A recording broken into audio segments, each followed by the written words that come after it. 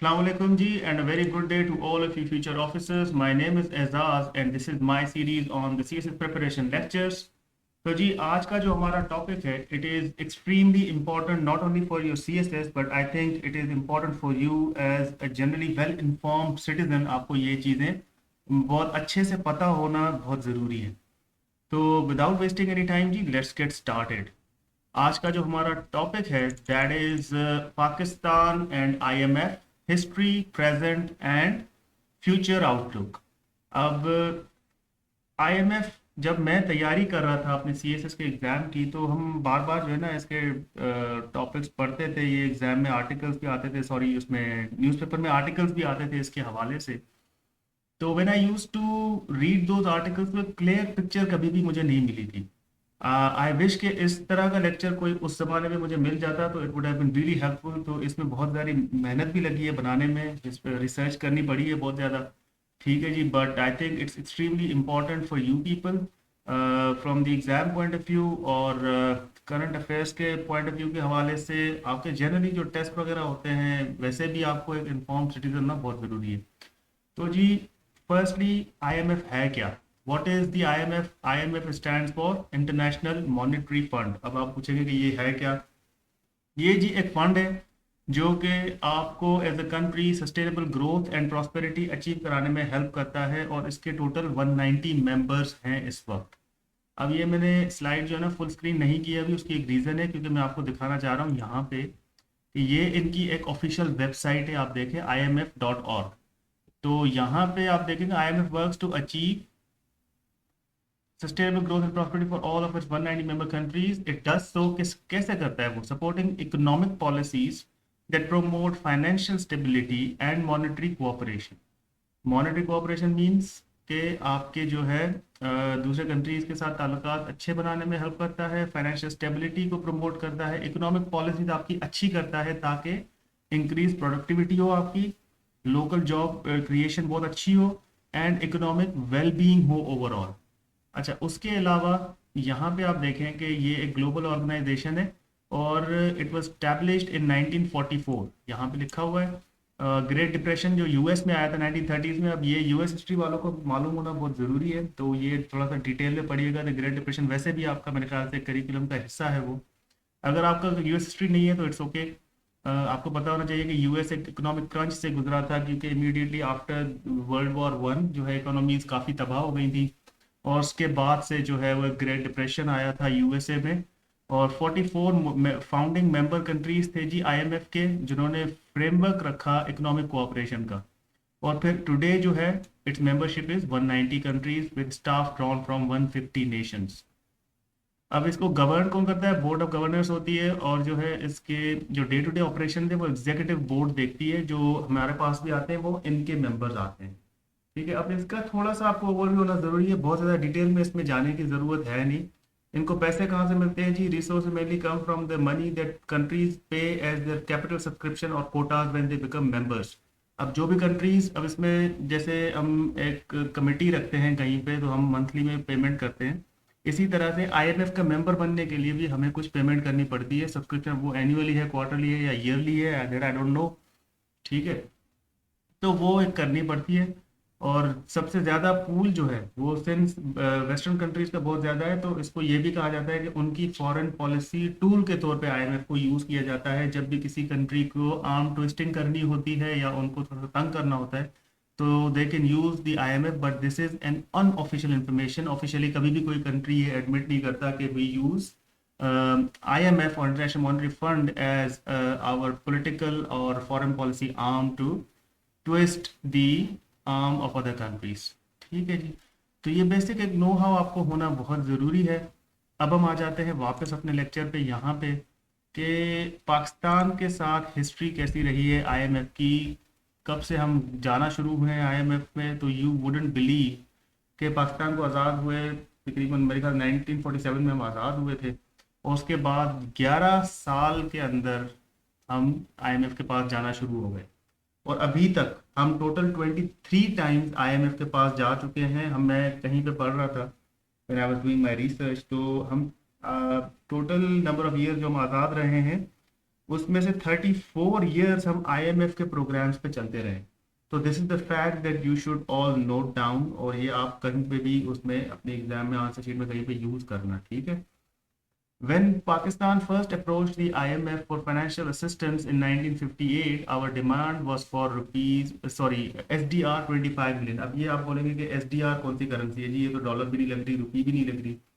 ये इसको हम बोलते हैं जी स्पेशल ड्राइंग राइट्स। ये आपके बेसिकली IMF एक क्लेम दे देता है आपको कि आप जो है इतने अमाउंट की करेंसी हमसे ले सकते हैं। वो करेंसी का एक पूल बना हुआ है इटसेल्फ। ये SDR कोई करेंसी नहीं है। देखिए मैं आपको दिखा देता हूँ यहाँ पर करके, just to make things more clear.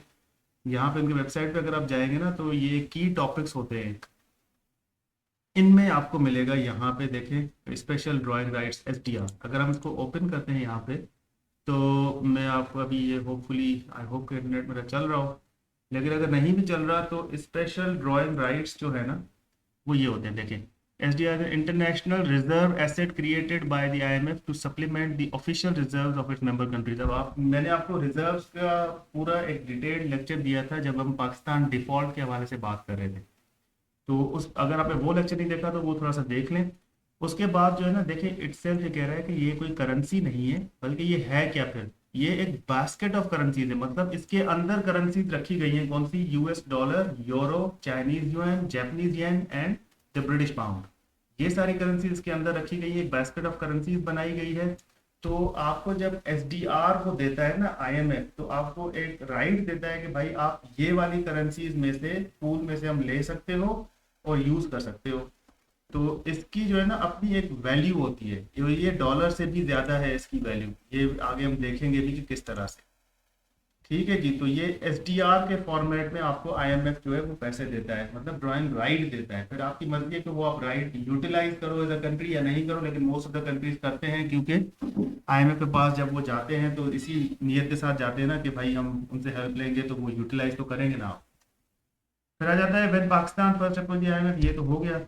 This was followed by another IMF program in 1969 of SDR 37.5 million, then 75 million। फिर अयूब खान की टोटल गवर्नमेंट जो है उसने ड्रॉ डाउन किए थे, मतलब लिए थे और यूटिलाइज भी किए थे SDR 112 मिलियन। ये आपको याद रखना जरूरी नहीं है, this is just to give you an idea कि पाकिस्तान के हालात शुरू से ही किस तरह से रहे हैं। बिटवीन 1972 एंड 1977 जुल्फिकार अली भुट्टो की जो गवर्नमेंट थी उन्होंने 4 दफ़ा लोन प्रोग्राम अप्लाई किया था, टोटलिंग 330 मिलियन। उसके बाद जी the first major program approved by the IMF came in 1980। अब ये जो है ना ये बहुत इंपॉर्टेंट प्रोग्राम था, क्योंकि ये एक ऐसा प्रोग्राम था जिसमें 1.268 बिलियन, बिलियन में 9 जीरो होते हैं, मिलियन में 6 जीरो होते हैं। ये आप थोड़ा सा बेसिक याद रख लें ताकि आपको एक अंदाजा हो कि कितने पैसे मिलेंगे। तो ये जो है ना जो 1980 में ज़ियाउल ने दिया था, it is more than all the programmes combined previously जो लिए गए थे पास्ट में, उनसे सबसे बड़ा था। उनसे कंबाइंड अगर उनको हम देखें तो भी बड़ा था ये। The fund approved a further SDR 919 million in 1981। अब ये हिस्ट्री थोड़ी सी बता रहा है, उसको आप इग्नोर कर दें, आप नंबर्स पे फोकस करें। Pakistan entered the IMF program in 2019। अभी वाला जो है जिसको हम एक्सटेंडेड फंड फैसिलिटी कहते हैं इसको, कि जब IMF के पास हम जाते हैं तो वो हमें एक्सटेंडेड फंड फैसिलिटी देते हैं कि भाई ओवर कोर्स ऑफ टाइम हम आपको पैसे किस्तों में देते रहेंगे और हम आपकी प्रोग्रेस को मॉनिटर करते रहेंगे इन टर्म्स ऑफ रिव्यूज। जो अभी रिव्यू 9th रिव्यू एक बार बार आप न्यूज़ में सुनेंगे, वो यही है कि वो रिव्यू करते रहते हैं आपके टारगेट्स के, आपने कितने ज़्यादा टारगेट्स मीट किए हैं, आपको मिले कितने थे, आपकी इकोनॉमी ट्रैक पे है या नहीं है। और अगर वो होती है तो आपको आगे वाली किस्त वो देते हैं, जिसको ट्रांश भी कहा जाता है, TRANCHE। और अगर वो ट्रांश आपको नहीं मिलती तो उसका रीजन जो होता है कि you are not meeting your targets.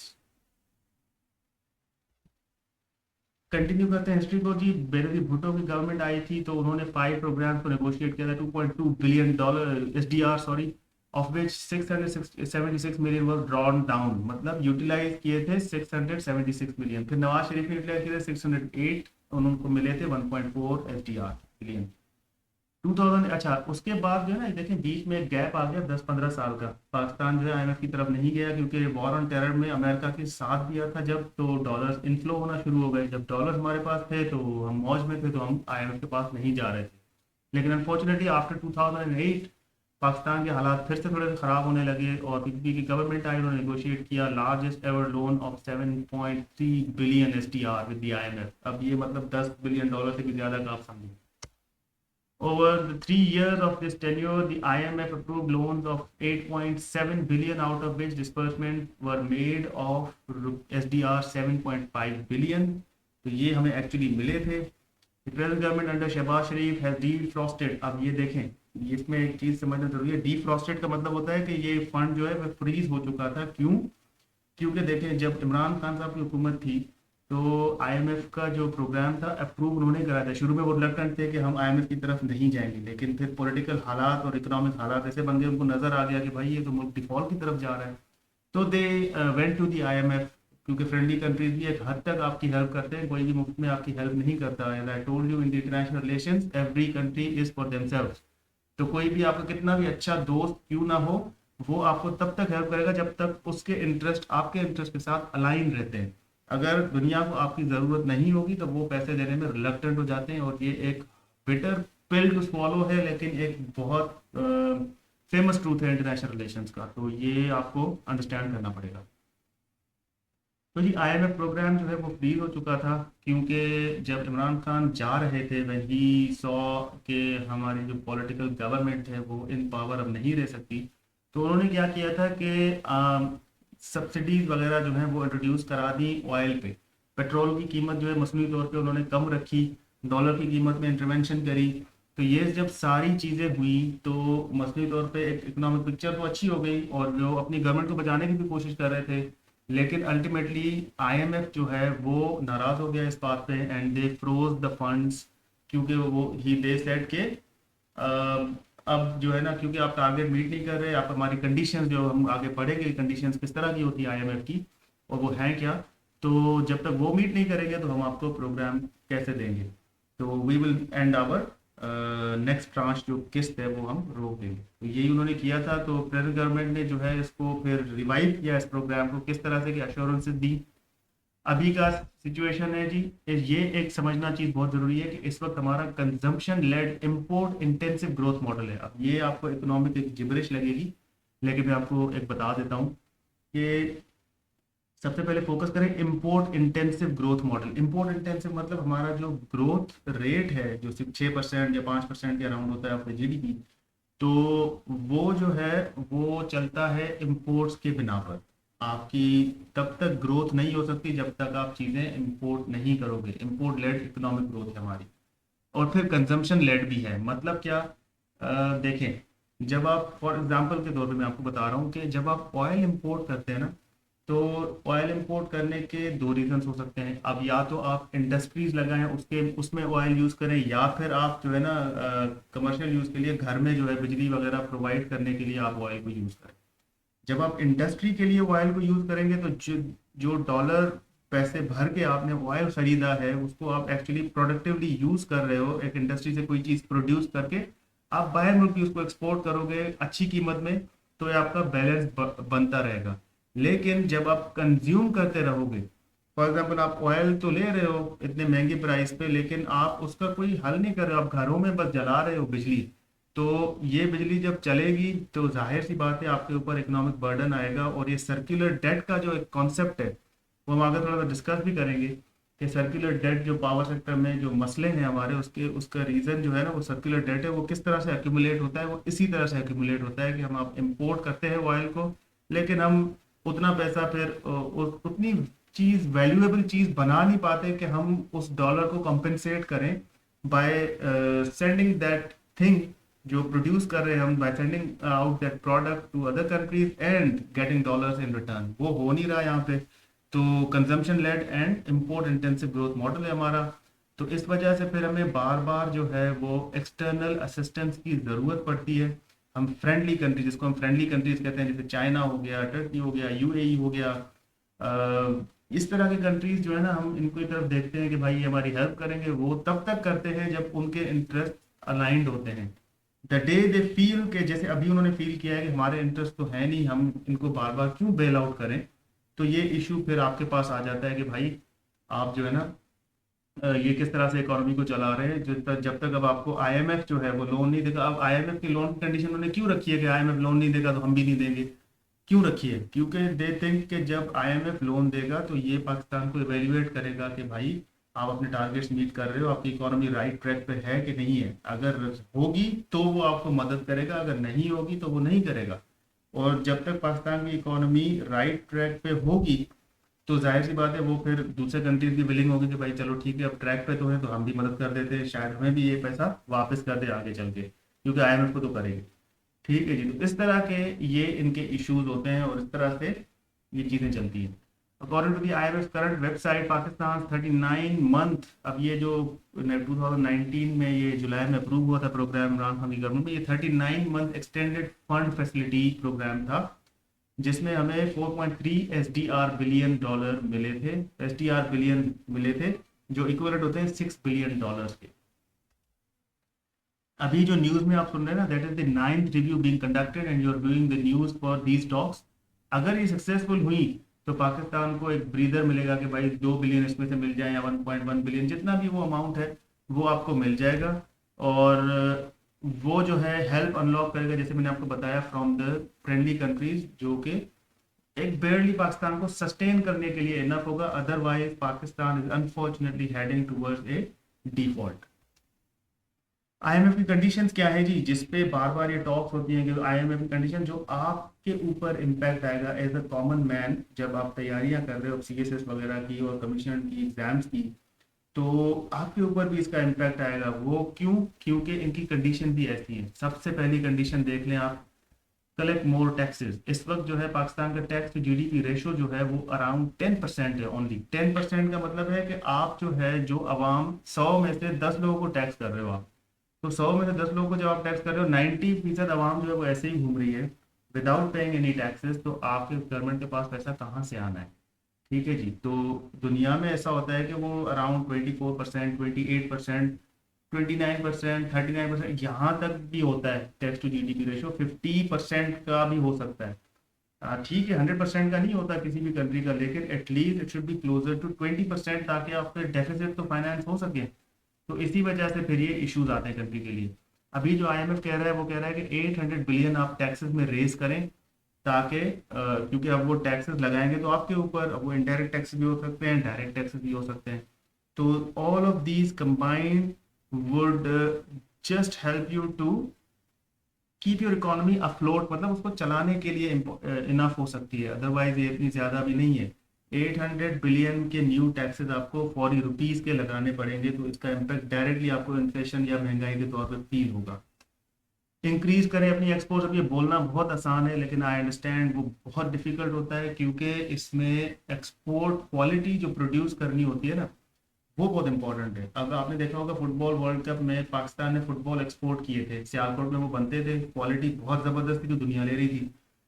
लेकिन अनफॉर्चुनेटली हमारे जो मैंगोज हैं, राइस है, दूसरी जो क्रॉप्स हमारे पास होती हैं, उनका क्योंकि हमारे पास प्रोसेसिंग सही नहीं है, हमारी लॉजिस्टिक्स सही नहीं है, हमारे जो जिसको हम कहते हैं सप्लाई चेन मैनेजमेंट, वो ठीक नहीं है। एक्सपोर्ट प्रोसेसिंग जोन्स होते हैं कंट्रीज के पास, ईपीजीज कहा जाता है उनको, कि वो जैसे पोर्ट सिटी है कराची, तो यहाँ पे ईपीजी बनाया जाता है ताकि वो जो भी माल आ रहा है from different parts of the country, उसको एक एक्सपोर्ट क्वालिटी में प्रोसेसिंग में कन्वर्ट करें, उसकी पैकेजिंग करें, ताकि वो दुनिया में जब जाए तो वो आपको ज़्यादा डॉलर्स दे। इस तरह के जोन्स बनाने पड़ते हैं, लेकिन अनफॉर्चुनेटली यहाँ पे इतना ज़्यादा ध्यान नहीं दिया जाता, तो वो उस क्वालिटी की चीज़ दुनिया को मिलती भी नहीं है, तो वो फिर अल्टीमेटली हमें लॉसेस होते हैं और हमें डॉलर नहीं मिल पाता। रिमूव सब्सिडी जी, सब्सिडी क्या होती है? सब्सिडी ये होती है कि फॉर एग्जांपल गवर्नमेंट को जो है एक चीज़ 100 रुपीज़ में पड़ रही है, वो इंपोर्ट करने, फॉर एग्जांपल ऑयल पर लीटर, अभी एग्जांपल है कि 100 लीटर 100 रुपीज़ का पड़ रहा है, लेकिन आवाम को जो है वो बहुत महंगा लग रहा है कि भाई 100 रुपीज़ का लीटर का ऑयल मिल रहा है, ये तो हम ले ही नहीं सकते, ये तो बहुत महंगा है। तो फिर वो क्या करते हैं कि भाई वो कहते हैं कि गवर्नमेंट कहती है कि चलो ठीक है, मैं आपको 40 रुपीज़ मैं पे कर देती हूँ, 60 रुपीज़ आप लोग पे करो। लेकिन होता क्या है अल्टीमेटली, कि गवर्नमेंट को ये सब्सिडीज लॉसेस क्रिएट कराती हैं। अब ये देखें अल्टीमेटली तो वो आप ही का पैसा है ना, गवर्नमेंट किससे चलती है, आप ही टैक्स दे रहे हो ना, तो टैक्स आपके ऊपर बढ़ा देंगे, फिर यही तो हो रहा है इस वक्त। वो सब्सिडीज भी देते हैं लेकिन at the same time inflation करके, महंगाई करके और आपसे वसूल करते हैं टैक्सेस। तो it's all a balancing act on the part of the government जो कि आपके साथ होता है। ठीक है जी। तो आईएमएफ आपको ये कहता है कि आप जो है ये सब्सिडीज खत्म करो, ये मसनूई तौर पे हालात को मैनेज करना बंद करो, जो मार्केट कंपटीशन है उसको इंट्रोड्यूस करो, जो जैसे चलता है, जिस तरह से फ्री मार्केट इकोनॉमी फंक्शन करती है आप उस तरह से उसको चलाओ। ठीक है। Ease of doing business create करो ताकि आपकी फॉरेन डायरेक्ट इन्वेस्टमेंट आ सके, लोग बाहर के तभी आएंगे ना आपके कंट्री में जब वो उनके आसानी होगी। यहाँ पे अनफॉर्चुनेटली इस तरह से होता है कि एक सिंपल फाइल को मूव कराने के लिए कितने टीयर्स हैं। अगर आप सेक्रेटरीट, अगर आपका कभी चक्कर लगा हो, तो सेक्शन ऑफिसर से बात स्टार्ट होती है, वहाँ से फाइल मूव होती है डिप्टी सेक्रेटरी के पास, डिप्टी सेक्रेटरी के पास से जाती है एडिशनल सेक्रेटरी, एडिशनल सेक्रेटरी से जाती है जी आपके स्पेशल सेक्रेटरी के पास, उसके बाद फिर ये जाती है सेक्रेटरी के पास। अब ये 5 टीयर्स हैं जो कि फाइल बनाते हैं, देखते हैं, फिर उसमें क्वेरीज लगती है, XYZ कमेंट्स पढ़ते हैं। अब या तो फिर आपको जो है ना बहुत बड़ा पवा होना चाहिए कि जो आपको आपकी फाइल प्रोसेस हो, या फिर अनफॉर्चुनेटली अंडर हैंड ट्रांजेक्शन होती है, करप्शन होती है, तो उससे फिर फाइल जो है तेज मूव होती है। अदरवाइज बहुत सारी फाइलें डंप की हुई आपको मिलेंगी in different sections of the government. तो फॉरेन डायरेक्ट इन्वेस्टमेंट के लिए कोई भी अगर इन्वेस्टमेंट करने आएगा, उसको एनओसी तो चाहिए होगा गवर्नमेंट से। अब वो एनओसी की फाइल उसकी पड़ी रहेगी जब तक कि वो उसको परसू नहीं करेगा। परसू करेगा तो उसको अंडर हैंड ट्रांजेक्शन करनी पड़ेगी, उसको नेपोटिज्म, रेड टेपिज्म फेस करना पड़ेगा, इस तरह की चीज़ें फेस करनी पड़ेंगी। तो वो फिर अल्टीमेटली पैसा अपना क्यों लगाएगा कोई। मार्केट बेस्ड एक्सचेंज रेट, इसका मैं पाकिस्तान डिफॉल्ट वाले लेक्चर में बहुत अच्छे से बता चुका हूँ, लेकिन फिर भी एक रिकैप कर देते हैं कि भाई मसनूई तौर पे डॉलर की प्राइसेस को मैनेज करना by introducing dollars from your pocket, ये बंद कर दें, ये आईएमएफ ने कहा है। और ये कहते हैं कि मार्केट बेस्ड एक्सचेंज रेट, देखें अभी जब ये चीज़ें बंद करना शुरू की तो पाकिस्तान का जो रुपी है वो अगेंस्ट डॉलर फ्री फॉल में चला गया था।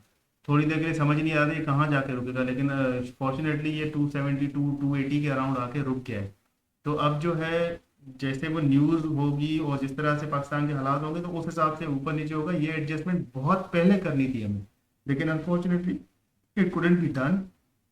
तो at least we are on the right track right now. तो इसी वजह से फिर आईएमएफ जो है ना वो विलिंग भी है आपकी हेल्प करने के लिए। ये एडजस्टमेंट बहुत पहले होनी थी जो कि अनफॉर्चुनेटली अभी हुई हैं। मसनू तौर पर आज डॉलर को वो किया हुआ था, मैनेज किया हुआ था, सब्सिडीज दी हुई हैं अभी भी फ्यूल एंड इलेक्ट्रिसिटी के ऊपर, उसको ख़त्म करना है, टैक्सेस इंट्रोड्यूस कराने हैं, एक्सपोर्ट्स बढ़ानी है। ये सारी चीज़ें जो है ना ये आईएमएफ की कंडीशंस में आती हैं।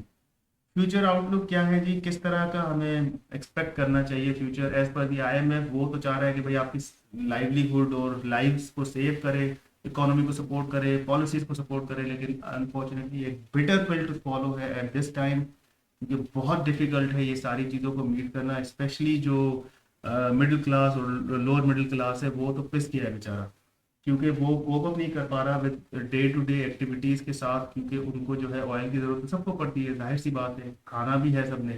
तो जब बेसिक्स ही महंगी हो जाएंगी तो इस तरह के इम्पैक्ट्स आपको देखने को मिलेंगे। लेकिन ये करना भी बहुत ज़रूरी है क्योंकि as a country otherwise default is the only option on your payments.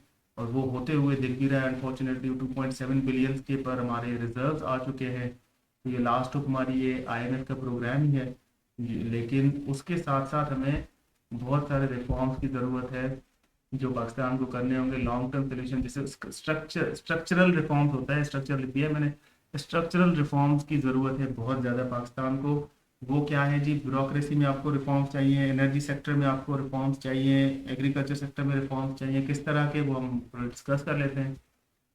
Greater global integration चाहिए हमें कि फ्री ट्रेड एग्रीमेंट्स हो हमारे कंट्रीज़ के साथ ताकि ट्रेड बढ़ सके हमारा, और जो है कंपटीशन प्रमोट हो, हेल्थी कंपटीशन। हमारे यहाँ क्या होता है अनफॉर्चुनेटली होर्डिंग होना शुरू हो जाती है, जखीरा अंदोज़ी जिसको हम कहते हैं, मुनाफली क्रिएट करके लोग बैठ जाते हैं, कार्टेल्स बन जाते हैं।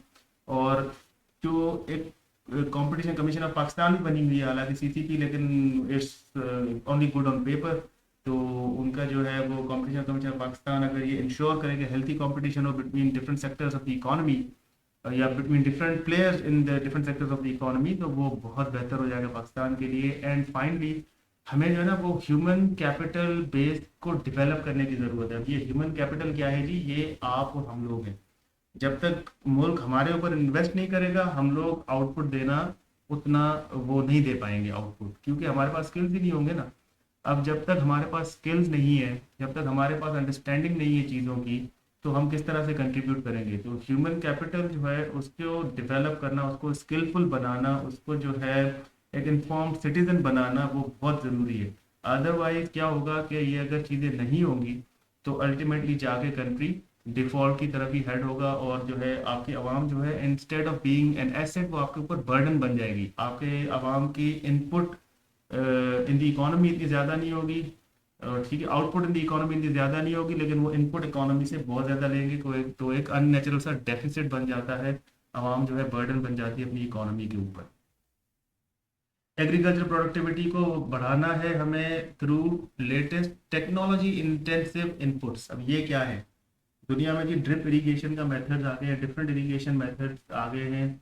उसके अलावा फर्टिलाइजर्स जो हैं, अब यही ज़मीन का टुकड़ा, 1 एकड़ 2 एकड़ जितने भी हैं, वो यही ज़मीन का टुकड़ा दूसरी दुनिया में होगा तो उसकी आउटपुट ज़्यादा होगी, लेकिन अगर वो पाकिस्तान में है तो उसकी आउटपुट कम है, क्योंकि हमारे फार्मर्स को प्रॉपरली ट्रेन नहीं किया जा रहा in the latest farming methods. तो वो जो है अनफॉर्चुनेटली पीछे रह गए हैं दुनिया से, दुनिया की रेस में। तो हम पुराने मेथड्स के साथ, अभी तो बीज भी आपके हाइब्रिड आने लगे हैं, पता नहीं क्या क्या। एग्रीकल्चरल सेक्टर में ना जितनी डेवलपमेंट हुई है, जितनी टेक्नोलॉजी इंट्रोड्यूस हुई है, शायद ही किसी और सेक्टर में हुई हो, लेकिन अनफॉर्चुनेटली पाकिस्तान उससे फ़ायदा नहीं उठा रहा। तो ये जब, क्योंकि अगर आप पाकिस्तान का ब्रेकअप देखेंगे ना इकोनॉमी का, तो आपको एग्रीकल्चर सेक्टर का बहुत ज़्यादा एक चंक मिलेगा। जब एक आपकी इकोनॉमी, मतलब मेजर पॉपुलेशन आपकी उसके ऊपर डिपेंडेंट है, तो भाई उसको रिफॉर्म तो करो, उसको कम से कम ध्यान दो, उसको कम से कम देखो कि भाई उसको किस तरह से, किस डायरेक्शन में लेके जाना है, कोई स्ट्रेटजी बनाओ, कोई विजन हो। कुछ भी नहीं है अनफॉर्चुनेटली यहाँ पे। सिर्फ पॉलिटिकल इंस्टेबिलिटी क्रिएट की हुई है, और जो है वो टेम्पररी रिलीफ, लेकिन वो 70-75 सालों से वो लेते आए हैं टेम्पररी रिलीफ, अभी भी लग यही रहा है प्रोग्राम के। लॉन्ग टर्म रिफॉर्म्स तो वो मुश्किल ही है, लेकिन शॉर्ट टर्म में होपफुली इतना हो जाए कि कंट्री अपने आप को सस्टेन कर जाए, तो भी बहुत बड़ी बात है। पावर सेक्टर को जी रीऑर्गेनाइज करना है, इसका मतलब ये है कि देखें, ऑयल मार्केटिंग कंपनीज होती हैं जैसे पीएसओ वगैरह हैं, ये आपको ऑयल इंपोर्ट करके देती हैं। ये बैंक में जाके एलसियाँ खुलवाते हैं और डॉलर्स पे करते हैं, और दुनिया से ऑयल इंपोर्ट कराते हैं, आपको पावर सेक्टर में देते हैं ताकि आप बिजली प्रोड्यूस करो। बिजली जब जेनको, जिसको कहते हैं हम जनरेशन कंपनी, वो जनरेशन पावर प्रोड्यूसर जो है जेनकोस, वो प्रोड्यूस करते हैं बिजली, फिर आपके पास डिस्पोज होती है जिसको डिस्ट्रीब्यूशन कंपनीज कहा जाता है, वो उनको भेजते हैं बिजली। यहाँ के बीच में भी कुछ पावर लॉसेस होते हैं।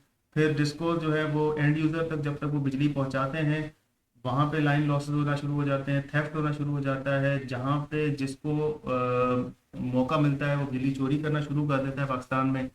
तो इस वजह से गवर्नमेंट जो है ना उसके ऊपर बर्डन बढ़ता जा रहा है। देखिए, इंपोर्ट के डॉलर तो उसको फुल पेमेंट करनी है ना, ऑयल लोग कैसे देंगे आपको जब तक आप उनको पैसे नहीं दोगे? आप उनको तो आप पैसे दे रहे हो पूरे दुनिया को, लेकिन आपको पैसा वो जो आप लगा रहे हो वो आपको पूरा नहीं मिल रहा। क्यों? क्योंकि आपकी पेमेंट ही नहीं है, आपकी रिकवरीज ही नहीं है। फिर वो रिफॉर्म करना पावर सेक्टर को ना, ये भी एक काइंड ऑफ स्ट्रिक्ट कंडीशन है कि भाई पहले तो सब्सिडीज बंद करो, मसनूई तौर पे वो जो है ना वो करना बंद करो, बार बार मसनूई तौर पे उसको मैनेज करना। उसके अलावा आपको पावर सेक्टर रिफॉर्म की ज़रूरत है, एनर्जी सेक्टर पूरा एक रिफॉर्म होगा, एनर्जी मिक्स आपका सही होगा। इस पर पढ़िएगा थोड़ा सा, ये रिसर्च करिएगा खुद भी कि एनर्जी मिक्स पाकिस्तान का क्या है, तो आपको एक आइडिया हो जाएगा कि भाई हम किस डायरेक्शन में हैं और किस डायरेक्शन में जाना है।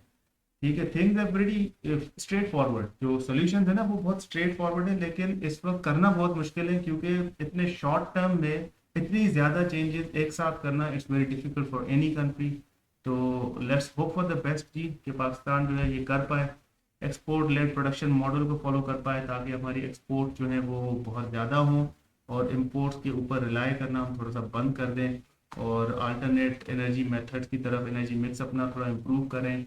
पाकिस्तान को अल्लाह ने हर चीज़ दी है, it is blessed with many of the natural resources, उसको यूटिलाइज करें, वाटर को यूटिलाइज करें सही से फॉर एनर्जी प्रोडक्शन। ठीक है, उसके अलावा अपने resources overall from human capital to natural resources हम सबको अगर सही से यूटिलाइज करेंगे, for these you need proper policies, for these you need a vision and a visionary leader जो कि गाइड करे पूरी नेशन को किस तरह से किस डायरेक्शन में जाना है। तो ये सारी चीज़ें जब तक नहीं होंगे अनफॉर्चुनेटली पाकिस्तान के स्ट्रक्चरल रिफॉर्म्स जो है ना वो आना बहुत मुश्किल हो जाएंगे। So ji, oh, that was it. I hope you liked this lecture. If you did, please like, share and subscribe to my channel for more quality content. मैं कोशिश करूंगा कि इसी तरह के लेक्चर्स में ना इन डेप्थ जो आपको अंडरस्टैंडिंग डेवलप करें, वेल रिसर्च में आपको प्रोवाइड करता रहूं। ठीक है जी, नेक्स्ट टाइम के लिए फिर इंशाल्लाह मिलते हैं। अल्लाह हाफ़िज़।